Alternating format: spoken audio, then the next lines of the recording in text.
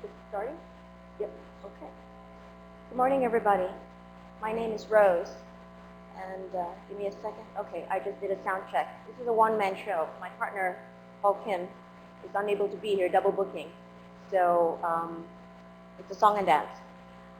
If anybody would like to patch in, the URL is the first URL, and what it will look like on your iPad or on your computer will be this screen plus the video on it. And on the right-hand side will be a panel where you can type in your questions, because what's going to happen is I'm pretty sure you'll have questions, but you won't have time to ask them, because usually only 1 or 2 people will have time to ask. But I do promise, if you type your questions in, I will, and you give me your email, I will answer your questions after the program, and maybe not today, but when I do recover from the very intense few days I've been having. I ran a workshop yesterday, and so in the folder that I put there, the presentation slides is actually from yesterday's workshop. I ran a half-day workshop yesterday on the same topic. Those who attended my workshop had an immersion experience of a small little excerpt of the work that we're doing that I'll be presenting today.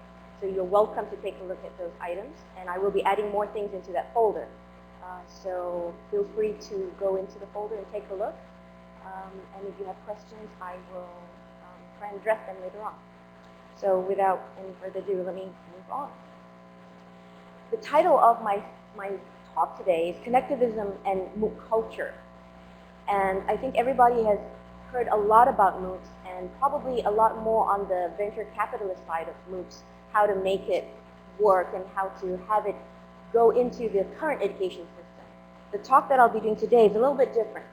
I'll be talking about the impact of what MOOCs are already doing to our education system, the impact that it potentially has that we don't really know the end result. And I'm also going to talk about this word education a little bit, because I believe the definition of education is evolving. So with those 2 words, we have, oh, something is not working here. Hold on a second. For some reason, I'm seeing something different, and what's going over there is not the same thing. So we do have a technical problem. You're not seeing that change over there, are you? Oh, now it works. Keyboard. I learned something yesterday. Hardware behaves differently, so I'm going to move this a little bit closer so I can reach the return button. Only the return button works. The mouse doesn't work, so we learn something every day. So one more time, the title of my talk is, well, I will be talking about impact and education. So the first step is we will look at, now this side is not broadcasting right either. I know, and that's the problem. I was trying to do that, so it was not giving me an opportunity to do that, so we'll just do this. We'll do the manual. We'll do them. I have to do both the mouse and the keyboard. We're learning every day, and this is part of what I'm going to be talking about, how we learn every day. So, pardon me, we'll move a little bit. Okay, here we go. Not happening. There is something wrong with this machine. Okay. I apologize for this, and I'm wondering if there's anybody who knows how to clone this, because this is not showing up on here.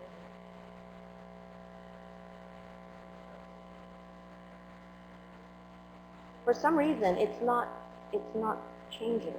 It's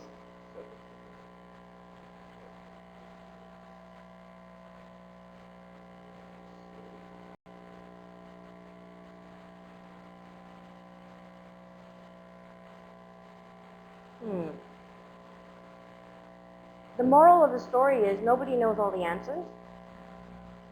And while we're trying to figure this out, and if all else fails, we're going to just stop the broadcast and just run the show.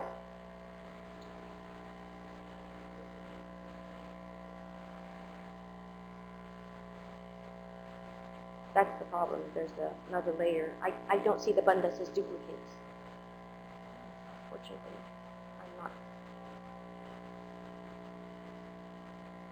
There should be a button that says duplicate, isn't it? Oh, there you go. Wonderful. And Damon, you are my lifesaver. Okay, yes. Moral of the story is, get the crowd to find the answers. And you're going to discover that's what my talk is all about anyway today, crowdsourcing. The impact of what I'll be talking about today is actually something that's happening live. All the work that I'll be showing today are things that have been happening in the last less than a year. It's currently August. This began in September, October last year. Nelson Mandela said that education is the most powerful weapon, but a little bit earlier, Albert Einstein said that, education does get in the way. These two opposing paradigms are what I'm going to be talking about today. We have traditional or formal education, but what's happening is we also have informal education that is going on live, and people are changing the way that they want to learn.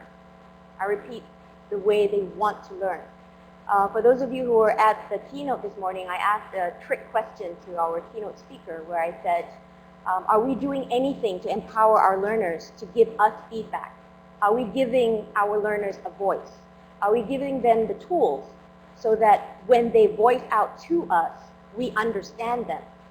A lot of times our learners don't really know how to voice. Okay, this is interesting. All right. A lot of times our learners don't know how to voice what they need, and as the keynote speaker said, we give them feedback forms and they give us one line. So the point is we need to teach our students how to be metacognitive learners, how to think about their learning, how to learn how to learn. That sounds like a double whammy there, but that's pretty much what I'm talking about today. Education is powerful, but we don't have the solution that makes education usable for the user, for the end learner, to give us feedback. And what I'd like to showcase today is an experiment that was run by Paul Kim. I'm doing some work with him right now. Last year, he ran an experimental MOOC. I believe it was one of the first few MOOCs that was in the College of Education. And the idea is teaching people how to design new learning environments. Now, the original idea of the MOOC was to gain instructors and instructional designers and maybe some other people involved in education to be a part of the MOOC, but we had 20,000 people online, and I'll talk a little bit about that in a while. What happened was the course objectives that were originally written for this MOOC, yes, they were met, but the amount of course outcomes that came from that MOOC were overwhelming, and the teaching team were shocked that the outcomes of the MOOC were totally above and beyond what the original course instructor had intended. And so that's why we have an experiment now running. The workshop that I ran yesterday is called WOOC MOOC, Workshop on Open Ongoing Connectivist MOOCs. And the materials are available to you. I had that URL up earlier. This is an ongoing project, and the whole project is run by the alumni of that first MOOC. I am an alumni of that MOOC, and I am an instructional designer, technology person. I have the name technology in my title, but as you can see just now, thanks to Damon, I'm not a real technologist, I'm a fake technologist. And the team of people who are running this research are all alumni. Most of us are instructional designers. So that was the workshop from yesterday, and that's the title of the workshop.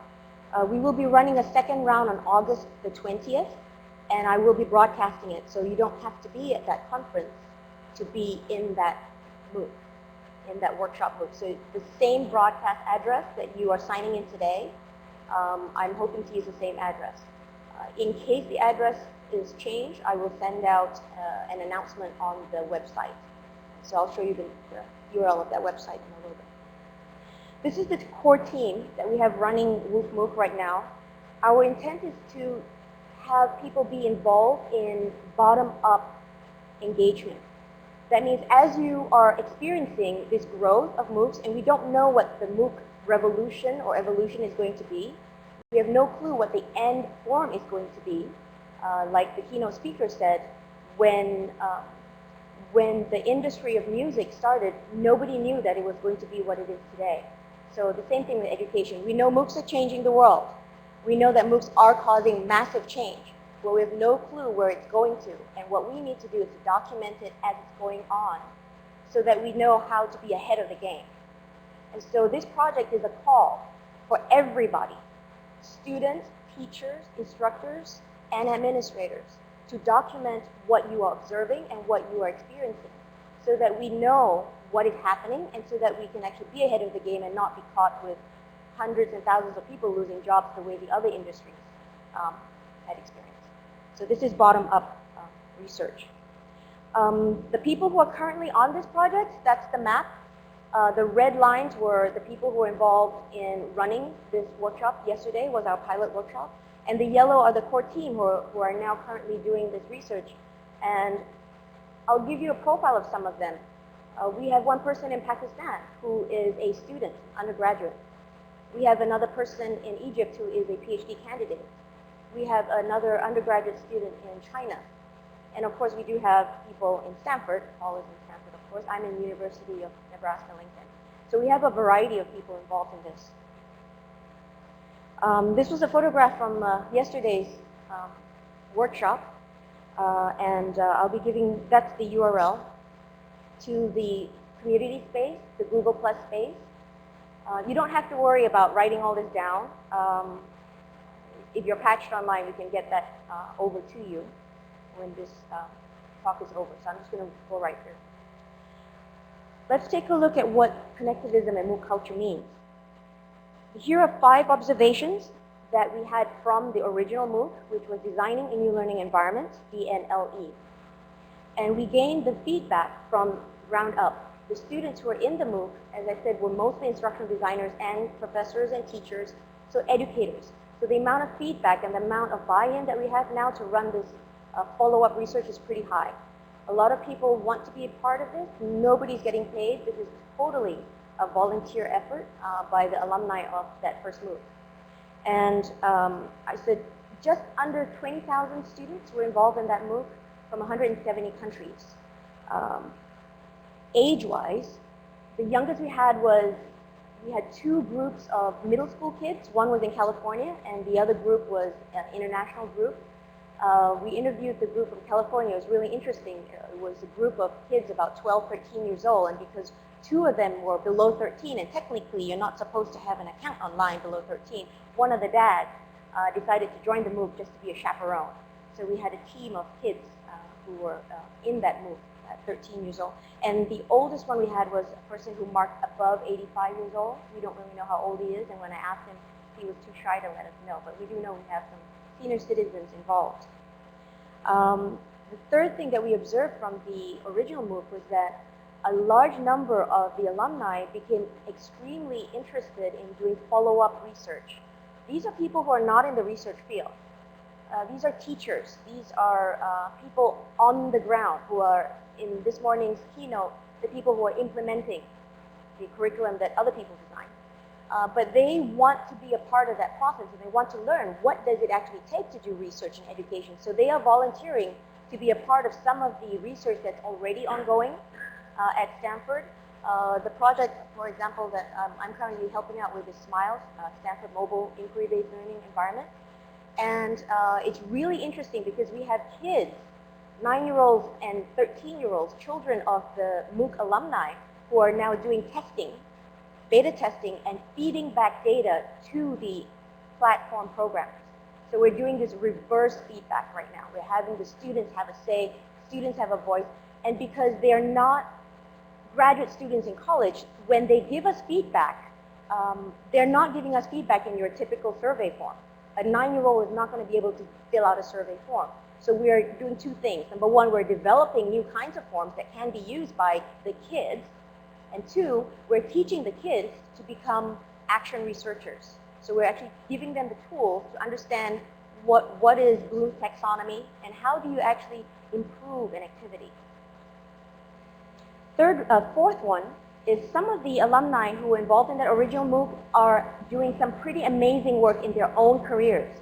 This is a teacher in Bangladesh, and he is doing a community service type program where he's providing school on wheels to homeless people in Bangladesh. And what we want to do is to empower these people to have access to typically what only is the purview of people in higher education. Most people on the ground don't have access to writing grants. Most people on the ground don't have access to finding funding, because I really think this is a cool project. How do I go about doing this? So we're teaching teachers on the ground, even in third world countries, how to make friends with professors who do have the grant, how to put their ideas through, even though they don't know how to do APA format and writing, but how their thoughts can be brought into higher education and implemented. So we are teaching teachers and people on the ground how to talk the talk of higher education. The fifth one was we actually had people in the MOOC, alumni, immediately after graduating from the MOOC.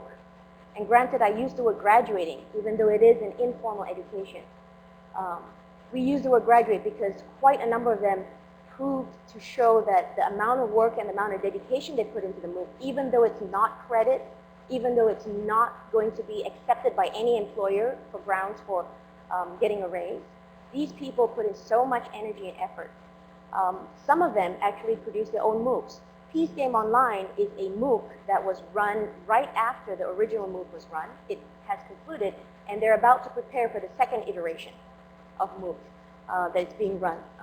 The key people for this particular MOOC, a teacher, a part-time instructional designer, and an undergraduate student in Pakistan. They are running a MOOC, and they're doing fantastic work.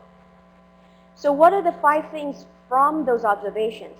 I'll talk a little bit more about MOOC 2.0 in a little bit, but for now, just know that we are now switching to a new idea. We're not talking about MOOCs anymore. We're proposing MOOC 2.0, which is a whole different animal. And these are the things that the MOOC 2.0 alumni from DNLE are doing. We are working on Google Plus mostly. It is allowing us a lot of online apps that are free, and yesterday's workshop we did an immersion experiment. People who were in the workshop had never used this platform before. They know what a Gmail is, but they didn't realize what the platform Google Plus can provide for them. There is a current experiment being run. If you're interested in being a part of it, just drop me an email and I'll pull you in. This is a live experiment and it's going on. It will be going on for an entire year. It's a year-long MOOC. It's for teacher training and to train people how to become action researchers. So we'd be really interested to have more people involved. WOOC MOOC, as I mentioned, is a series of workshops. We did the pilot yesterday. We're doing SMILE. I mentioned just now that's an existing grant project at Stanford, and we've got people who are joining in on that. And K20 and beyond, these are small projects run by independent people, and they are reporting their findings to us in an ad hoc way. And I'm here to share with you today some of those findings. The first one is that we all know what pedagogy is, and we all know what andragogy is. Andragogy is because we adults, we learn differently. We have special needs. Basically, we're a little bit slower in learning, so we need extra help. But this third word, I actually only heard about this maybe 6 weeks ago. I was doing some research and I read about it because somebody was saying, you know, Rose, what you're doing, that's not andragogy, that's heutagogy. In a nutshell, heutagogy means, we all know what Maslow's hierarchy of learning is, hierarchy of needs, sorry. Maslow says, you know, you've got your basic needs, food, water, procreation, and all of that. And as you move up higher, you want to be accepted in society. Now, as we move up even higher, we do things because that's the right thing to do.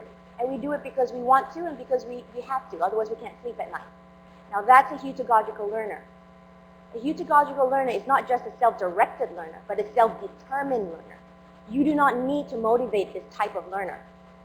And they are out there. When we started running these MOOCs, not the original MOOC, I was an alumni, but then now the follow-up MOOCs that we're running, we have discovered there are more heutagogical learners out there who are hungry to do stuff because they are unsatisfied with the existing education system. And what we need to do is we need to tap into that power. And that's what this project is all about, is identifying, finding these heutagogical learners, giving them the tools so that they are empowered to have a voice, giving them the tools so that they can start sharing what they know how to do, and then they can start teaching the instructors how to teach better. And this comes to the word connectivism. We've kind of heard it. It's been running around for the past year and a half. It first was written by I may be pronouncing his name wrongly, David Cormier. I'm not sure. I know he has a French name. He's a Canadian, I believe. And he wrote a paper in 2005. I wish someday I'd like to meet him because I wrote my thesis in 2004. And we were writing pretty much on the same thing, except I had not known about him at that time. And I called it something different. Basically, what he was saying is the community is the curriculum. If you empower the learners, heutagogical learners, learners who know what they want and learners who learn because they want to learn, they will be able to come up with the list of what should be learned. They will be in a classroom, they will know how to evaluate what they're learning, and they will know what the missing pieces are. And so they will ask questions. Now, in the current education system, they don't really have a voice. So what we're trying to do is to design a methodology that trains heutagogical learners how to have a voice, and in a way that the voice is appropriate and useful. The third word that I'm bringing up was made famous by a person named Joichi Ito, and I also would love to meet him someday. He's my hero. Joichi Ito is currently the director of Media Lab in MIT, and I was told, I read it somewhere, I can't remember which article, that just before they appointed him as director, the academic senate at MIT had to change the rules because that position used to be called dean. And they had to change the rules because Joichi Ito doesn't even have an undergraduate degree. Joichi Ito was the person who came up with a solution for the tsunami. When the tsunami hit, nobody dared to go there because the radiation was on. But he figured out, let me pull out from my pocket here, people's cell phones still work. And he figured out he could talk to them because he had family in Japan at that time. And you know, that is the best motivator. When you have family and you're scared that your family is not doing well over there, you will find a way. Heutagogical learners usually have a high risk. Whatever their risk is, it's a personal risk. And those are the things that we need to learn how to do. It's how to tap into personal needs. So anyway, Joichi Ito, he discovered a way to teach people how to use their iPhones and their smartphones to become Geiger meters. And so he had people empowered learning how to check their own radiation levels long before UNESCO gave him a phone call and say, we need to know what you just did. Can you help us? Joichi Ito was also the guy who started the internet in Japan. I saw his video online, and I have the links in the online course. So if you do sign in for that WOOC MOOC, you can all sign into the current MOOC that's being run. The materials are in there. In his interview video, he was saying that when Japan first had an internet, when he started the internet in Japan, he ran the server out of his bathroom, and he had this photograph, this teeny tiny, Japanese bathrooms. They're like airline bathrooms, and so he had these servers jam-packed inside there. The point I'm saying here is he introduced this word serendipity. Now, the word means something that happens without being able to explain it. A lot of serendipity is happening online right now. Heutagogical learners are finding each other. Now, how do they find each other? It seems to be almost incidental, accidental, and strange. I would argue that it's not. This other quote that says, any sufficiently advanced technology is indistinguishable from magic. Basically, it's technology, it's knowledge, and we just don't know how to explain what's happening right now. And that's why it's called serendipitous. So I introduced the word because I was really taken by when Joichi Ito talked about that. But I also say that if we study it enough, if enough people start observing the things that are happening now, the development that's happening now, we're going to eventually discover the pattern, and it won't be serendipitous anymore. We're going to discover the formula of how to make it work. The last word here is IDARE, and it's an acronym that says what it says. It's Immersion Design-Based Action Research and Education, and that's what this project is all about. It's a call for people to submit just their observations in whatever language. You don't have to. If you have kids who feel that their lesson plans are not, well designed, we want to know why. We want to understand, and I have a sign here. So I need to move on a little bit faster. K-20 and beyond. I'm going to run through a few case studies. We all know what P16 is. We know that this is a movement where we understand there have been gaps between kindergarten, or now we go even down preschool, all the way up to higher education. This is a proposal to make it go all the way. PB is pre-birth. That means we're including adult literacy, family literacy. And 20, of course, is higher education. So this PB20 is closing in that loop. We actually have data coming in all the way from every age group. People who are parents who are learning how to become good parents, all the way up to people who are already in grad school. And so this would be the paradigm that we're looking at, PB20 and beyond. First, case study. I have 18 case studies in the materials that are online. You're welcome to take a look at the materials. And every single one of these case studies are real people. I have changed their identity. I've changed some male to be female, female to be male, only because we do not want to have any issues. We talked about FERPA this morning, and the keynote speaker was talking about FERPA. These are real people, and so I'm going to share some of the case scenarios. The first one is adult learning. This is about adult literacy and family literacy. Mrs. L. Mrs. L had a pretty nasty childhood, and because of her nasty childhood, she was a pretty messed up kid, and she was incarcerated. But somehow along the line, when she was incarcerated, she did manage to have a family. She has 3 kids. And because she's incarcerated, her 3 kids were taken away from her. They became wards of state.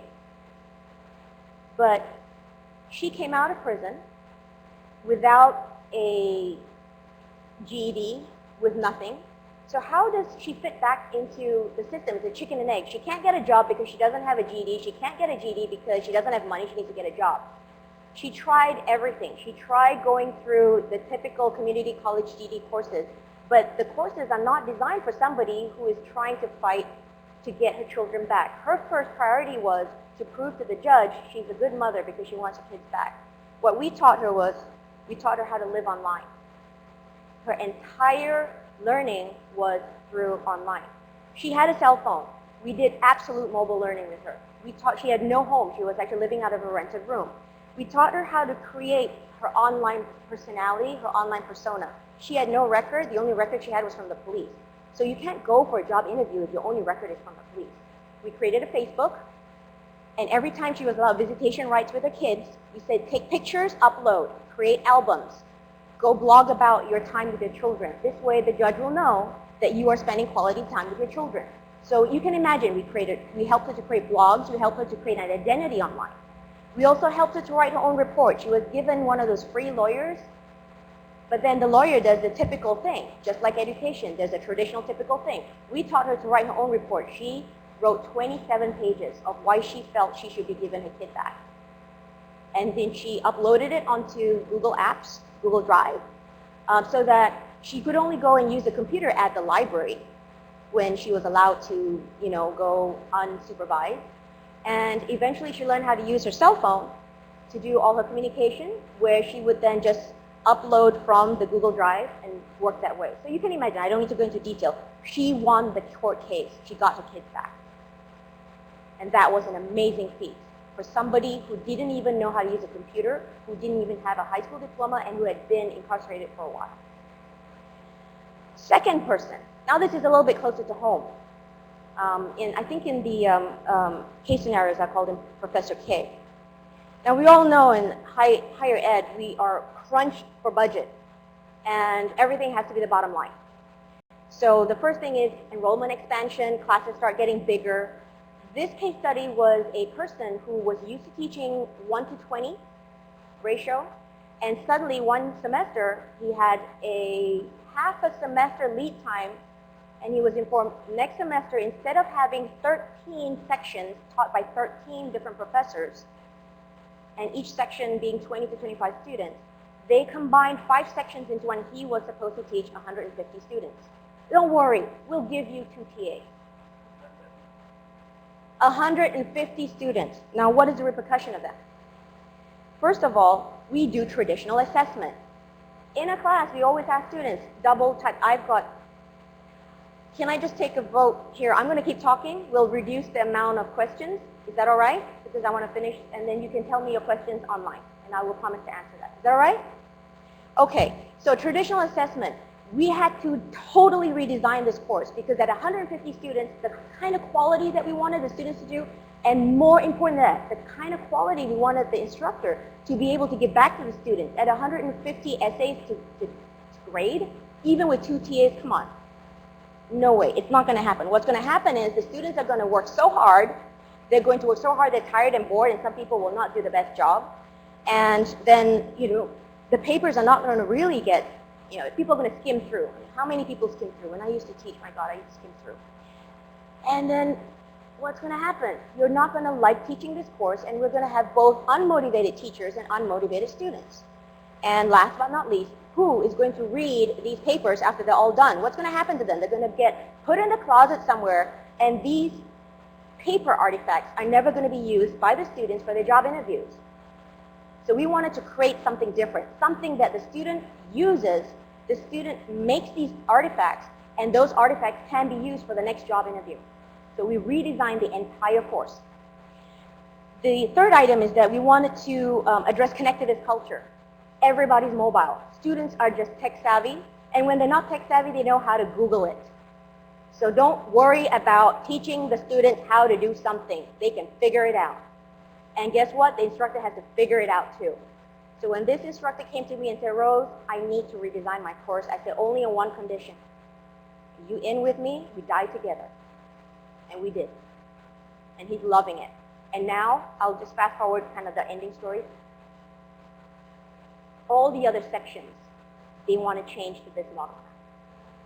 The last one is research innovation. We basically redesigned the course. I already mentioned that. And so instead of your typical 50 minutes 3 times a week, we actually removed one day, and we said that removal of one day, you have to work online, and we really made them do a lot of work online. So what did we do? I'm going to kind of show you. This course is a difficult course. It was about ethnic studies, and so the topics were really sensitive topics. The kind of topics that in class, if you ask a question, nobody's going to raise their hand, because you know what? Nobody's going to say, I disagree with you on that racist thing.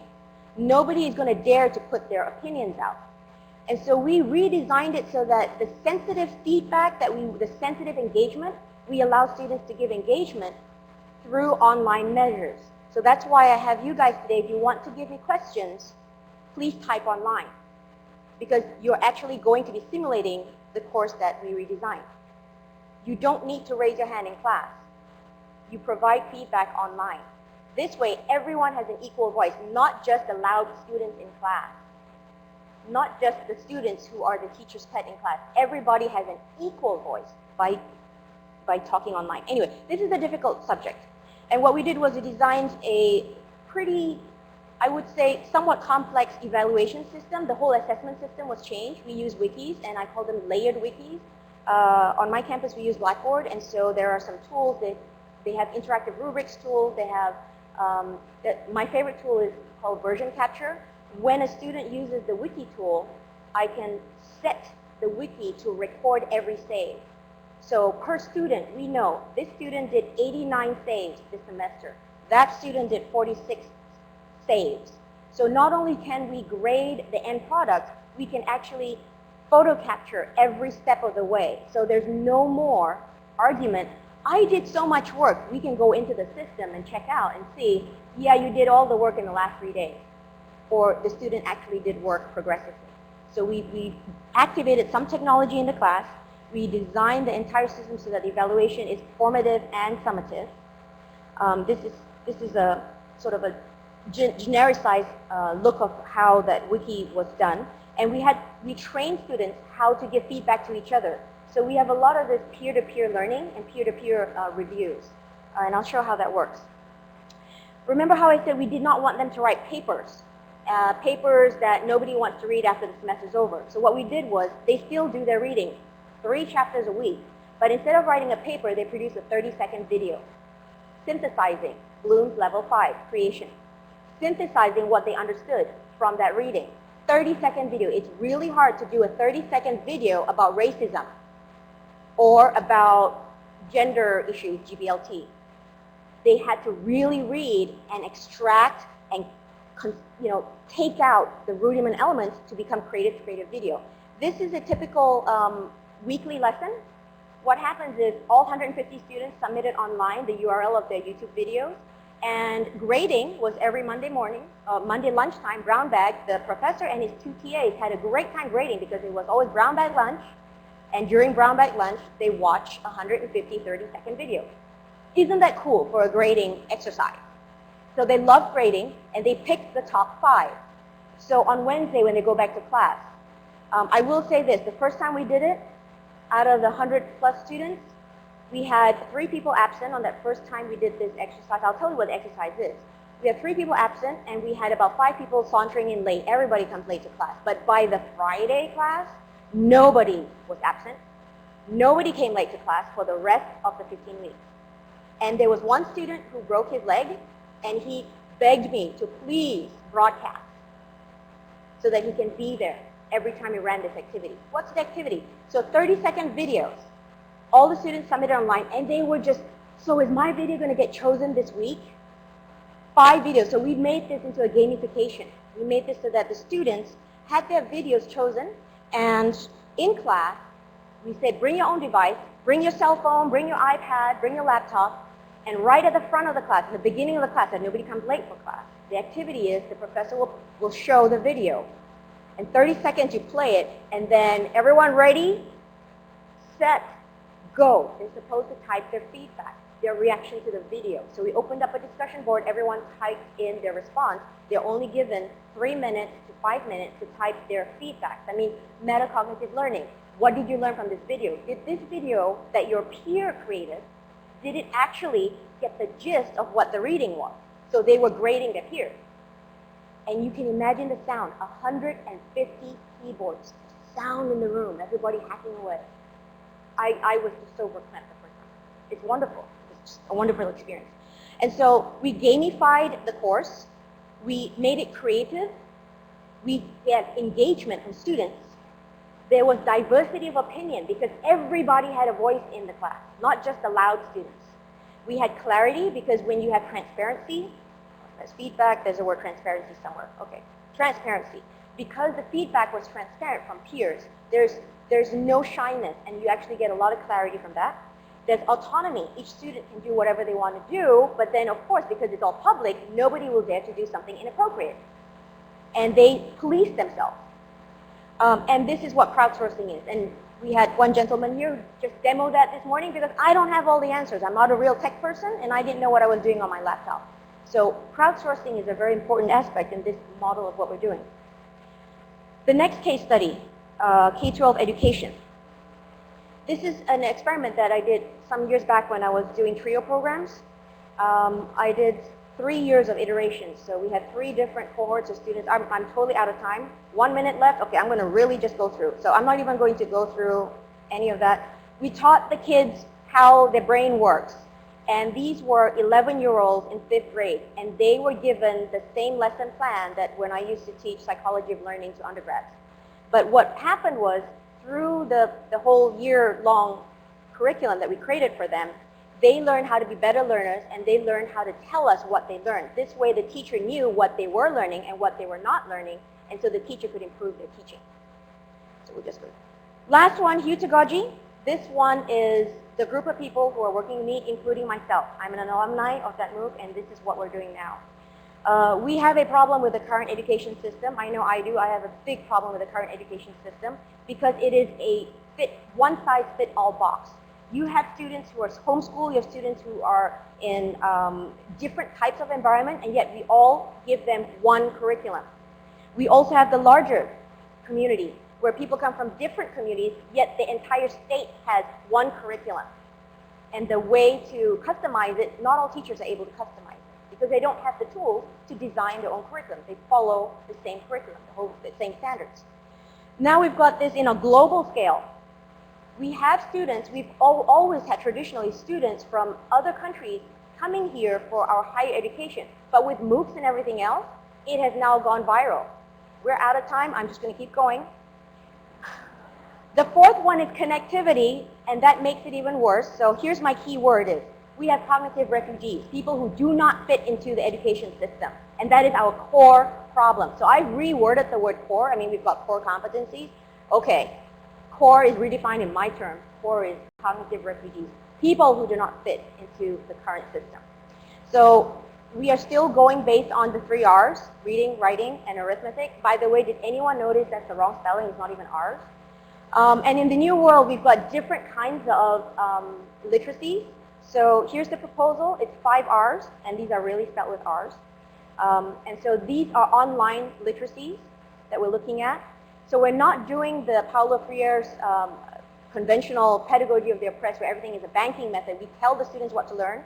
We're doing the reverse. We want the students to tell us what they should be learning in their context. And so we call it the WORLD, Working and Living Learning Environment. So it's a pun on the word world. And it's crowdsourcing. And we work with Vygotsky's zone of proximal development. So it's a two-way deal where not only do we teach the students to come up to the level of an instructor, but the students tell the instructors what to do. And we are using sort of, it's not massive anymore. We're talking about small communities of learners. The method is ask for help. I'm not even going to go into it because that takes too long.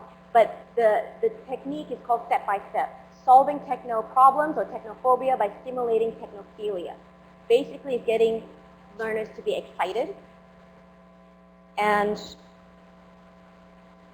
it does take a huge jump for a teacher, someone on the ground, to be willing to try something new. Because even as I speak right now, the people who are in this project, they are constantly worried that their employers, that their supervisors are going to question them. And I know this morning I got an email from someone saying, I just got called by my supervisor. I'm being reprimanded for the changes that I've created. So right after this, I'm going to have to go make a long-distance phone call to give some support to some of these people. Here's our proposal. We don't need PhDs. We need DRs, digital residents. Paul, this is a quote. Just do it, fail fast. And this was one of the hardest lessons that he gave to me when we started doing this research project. The word massive open online courses, we are now redefining it. We're taking away some of the words. And so MOOC 2.0 stands for Mobilizing Open, Ongoing, Connectivist Communities Online. So it's not about a course. It's about giving tools to heutagogical learners, those already excited learners, those cognitive refugees who don't fit into the system, giving them tools to become empowered to make a learning environment that works for them. And that's my presentation.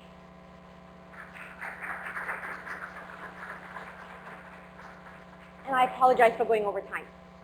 Thank you so much.